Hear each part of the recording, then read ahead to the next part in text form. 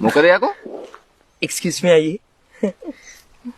ඔබ පෙම් කරන ඔබේ කුමාරි පෙර දවසක මා පෙම් කරන සඳ ඔබට ආදරේ කියන අයුරින් මට ආදරේ කියා තිබේ.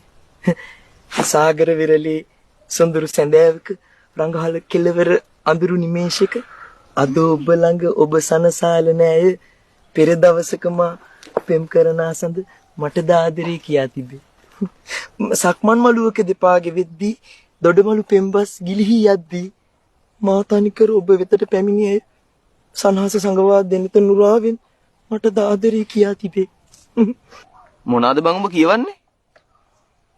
බොරු නෙමෙයි අයියේ. මෙයා කාලෙකට කලින් මාත් එක්ක යාළුවලා ඉඳලා මාත් එක්කම ඔය රංගහල කෙළවර අඳුරු නිමේෂක මාත් එක්ක හුරතල් වෙවි ඉඳලා මට ආදරේ කියලා මට කලින් දැන් ඔය කැම්පස් එකට ඇවිල්ලා ඔයත් එක්ක යාළුවලා මෙහෙම ගසට ඩිස්ට්‍රිබියුටින් කර ඉන්නේ. කමක් නෑ ඉතින් මං හිත හදාගන්න.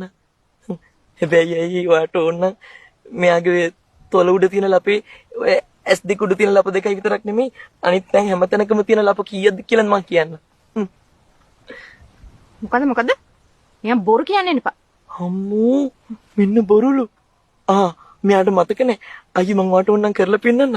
ඒ දවස්වල මං මෙයාව ඉඳින්නේ මෙන්න මෙහෙම.